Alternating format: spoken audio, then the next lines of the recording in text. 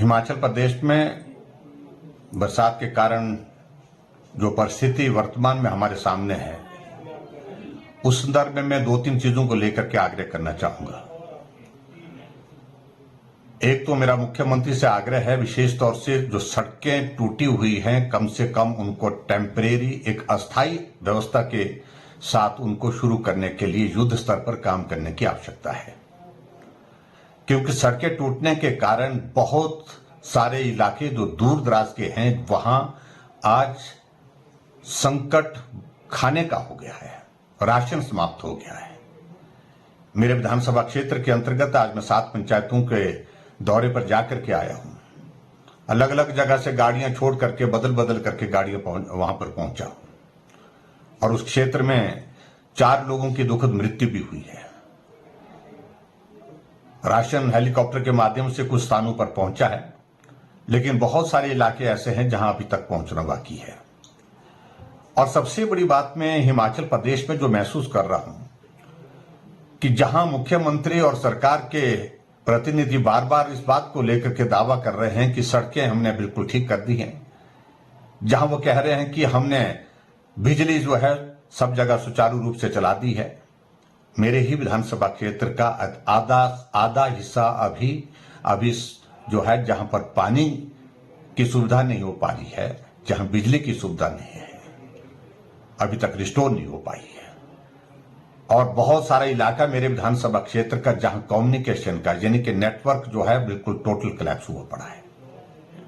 और बाकी विधानसभा क्षेत्र की स्थिति भी मुझे लगता है कि इसी तरह से होगी।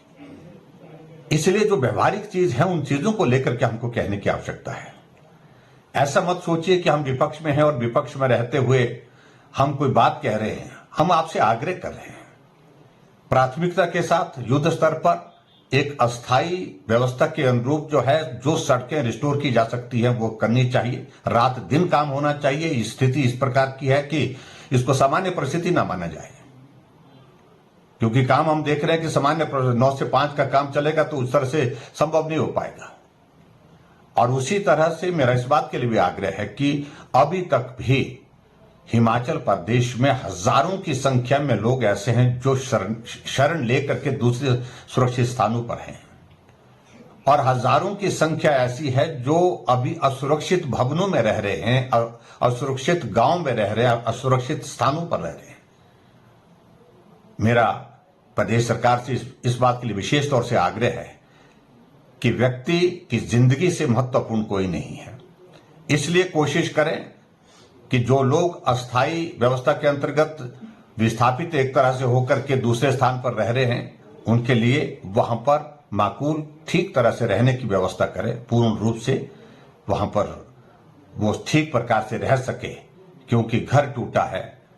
सदमे में तो पहले से हैं, लेकिन इस संकट की घड़ी में जिस प्रकार से कोई अस्वस्थ आदमी है वो भी घर छोड़ करके वहां पर शरण लेकर के कैंप में ठहर रहा है, उनकी चिंता करने की आवश्यकता है। और उसके अतिरिक्त मेरा इस बात के लिए भी आग्रह है कि पानी की स्कीम्स अभी तक अधिकांश जो है अभी तक रिस्टोर नहीं हो पाई हैं, उनको भी रिस्टोर करने के लिए युद्ध स्तर पर काम करने की आवश्यकता है। और इसके लिए भी मैं कहूंगा कि अस्थायी व्यवस्था के आधार पर पानी पीने का ठीक प्रकार से हो, अन्यथा लोग बड़ी संख्या में बीमार होंगे। और तीसरी व्यवस्था, बिजली अधिकांश हिस्से में हिमाचल प्रदेश में अभी तक नहीं है। इसके बारे में भी सरकार प्रयास करे। और विशेष तौर से मैं इस बात को जिक्र जरूर कहना चाहूंगा, अभी तक हम कुल्लू मनाली को नहीं जोड़ पाए हैं। बहुत लंबा अरसा हो गया। मैं मानता हूं कि नुकसान इस कदर हुआ है, इस तरह का हुआ है, स्वाभाविक रूप से वक्त लगेगा, लेकिन युद्ध स्तर पर आवश्यकता है। हमारा मनाली जो इंटरनेशनल टूरिस्ट डेस्टिनेशन है, आज दुनिया के सब हिस्सों से कट गया है। ऐसे में जो महत्वपूर्ण चीजें हैं, मुझे लगता है कि उन पर काम करने के लिए सरकार को युद्ध स्तर पर काम करने की डायरेक्शन देनी चाहिए और प्रयास करना चाहिए कि ज्यादा से ज्यादा जल्दी सड़कों को ठीक कर सके, पेयजल योजनाएं ठीक हो सके, और उसके साथ साथ बिजली ठीक हो सके, और हमारा कम्युनिकेशन की व्यवस्था ठीक हो सके।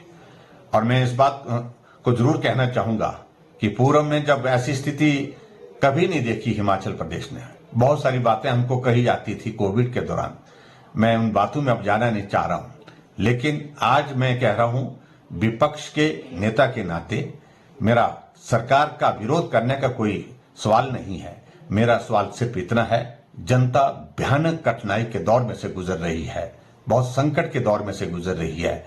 इस संकट की घड़ी में सामान्य परिस्थिति की तरह काम न किया जाए, युद्ध स्तर पर काम किया जाए, इतना ही मुझे कहना है। बहुत बहुत धन्यवाद। हमसे जुड़े रहने के लिए हमारे YouTube चैनल को सब्सक्राइब करें और नई वीडियो की नोटिफिकेशन के लिए बेल आइकॉन को दबाएं। अगर आप ये वीडियो Facebook पर देख रहे हैं तो लाइक जरूर करें और ज्यादा से ज्यादा शेयर करें। इसी तरह के और भी अपडेट्स के लिए फॉलो करें हमारा Instagram पेज himachal.kesari।